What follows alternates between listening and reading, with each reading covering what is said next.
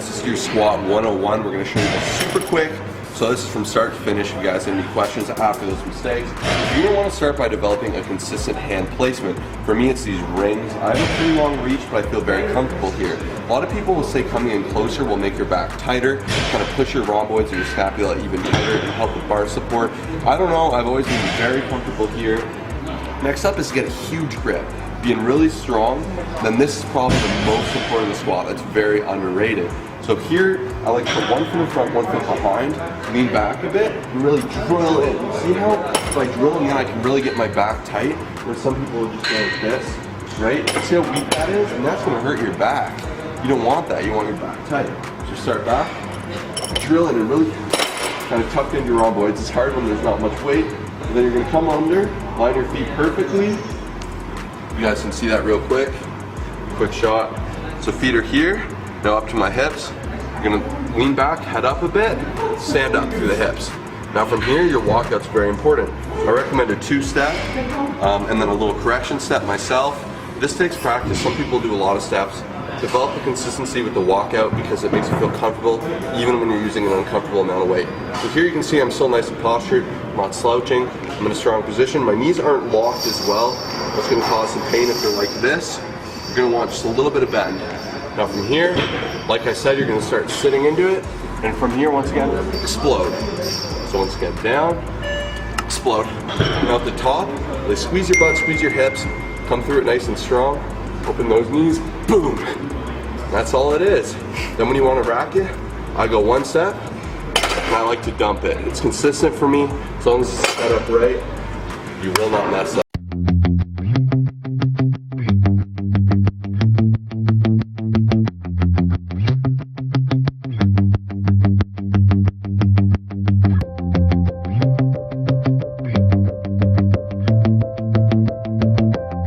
Okay guys, we're gonna walk you through this from start to finish, how to get this done. So first things first, you gotta get that shoulder width grip up in here. So for me, I got pretty broad shoulders. I'll be a bit wider than the columns here. Usually I'll go about here. How many fingers you use is gonna be based off experience and your mobility. For me, I would say I have pretty poor lat mobility. I also have pretty poor wrist mobility, unfortunately. So I can only use 2. The more experienced guys, so we use 3 or 4 fingers to do this balance, but you gotta have amazing mobility and be a pro front squatter. But for you new guys, before even attempting this metal bar, a lot of gyms will have like the wooden mobility bars. I really recommend just placing that down here, trying that, getting experience, just kind of getting used to kind of torquing it, how it feels sitting, and squatting with that. Because it might be a little awkward trying to squat down plate first try. Worst case worst, just try the bar. So from here, I'm gonna get my 2 fingers, I'm gonna go under just like a squat, drive through, and make sure it's pushed into my lats. If it's too far forward, it'll sink. If it's too far back, it'll hurt my collarbone. So I gotta find this perfect spot here, make sure my elbows are nice, this is balanced, and I don't feel too much strain on my wrists, and come up. So from here, once again, I feel nice and balanced, everything's good. I'm gonna take 2 steps out. For your, sorry guys, I can't really look at my feet, but however you like to squat the same as the back squat and the front squat in my opinion. If you're a low bar squatter, that's the one exception. So keep your feet around your shoulder width, a bit more in if that's how you like to squat. I'm a very narrow squatter, so that's how I'm gonna do it. So from here, it's very imperative that you start by separating those knees, and you sit down with your butt before your knees. So here you can see I'm sitting down, I'm at my depth, drive through the heel, up. If I start with my knees, feel my knees, Kyle? Look, this is what's gonna happen. And I'm gonna lift, and you're gonna get shake, you're gonna fall, that's not what you want. Once again, I'm sitting with the butt, coming down nice and low, through the heels. And that's all there is.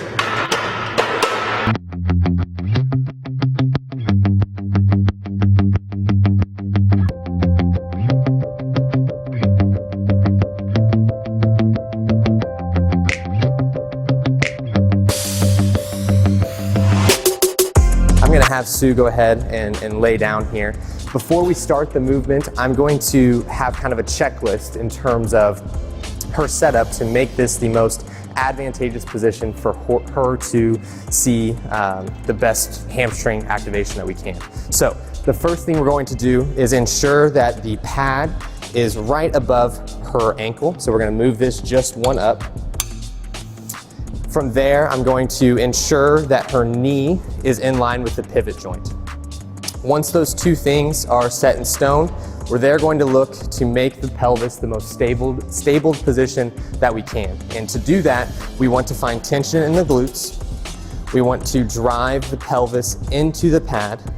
From there, we want to ensure that the lats are engaged, the abdomen is flexed, and she is really pulling herself into the seat, or I'm sorry, into the arm pad with the handles. Now, with this stable environment, she is going to be in the best position possible to get the most activation out of her hamstrings. With this position, from there, we will ask Sue to slowly drive up, find her end range, and then control the load coming down. One big thing to look at with the lying hamstring curl is to not jump out of the bottom. Sue, go ahead and give me one. There we go. Perfect. So with this, the musculature that is most dominant when you are in the bottom position of the lying hamstring curl is actually the calf. So with the lying hamstring curl, we are wanting to kind of accelerate out of the bottom to allow for the hamstrings to become biased so that we're getting the greatest degree of load on the hamstrings themselves.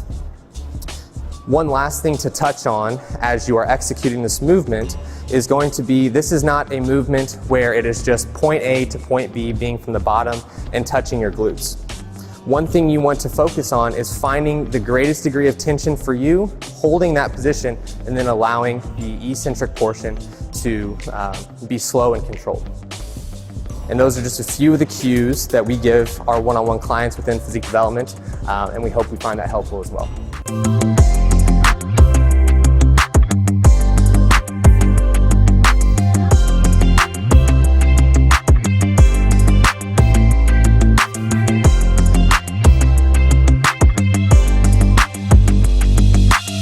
Train smart, train hard, it's better than just training hard. So as you guys can see, I'm starting low. Big squeeze, nice slow negative. You don't want to go too low and lose tension. You want to come all the way up, max that squeeze, come down. And come in a low, you can see with the quad, the difference. So that's like a small contraction, and then here's a huge contraction. You can see the blood flow instantly. Legs are getting fired up, and it's not even leg day. So 3 simple variations. First one is just using blood flow restriction bands. I love them. I personally use them, kind of cutting off that blood. We have a video on that. So if you want to check that out, you can. I don't have my bands with me, so I'm not going to show you that. But for 2 and 3, I'm going to show you. So second up is when you point your toes together like this, you can get a lot of that inner head, as you guys can see here. So my toes are pointed like this. Kyle, if you want to film them. And that's how you're going to get that squeeze. And that's how you're going to work that teardrop. All the way up, boom. So you can switch your stance to change things up. Now when I'm pointing outward, I'm going to get a little bit more of that medial and external part of my quad. If I'm up, boom, it's just killing it.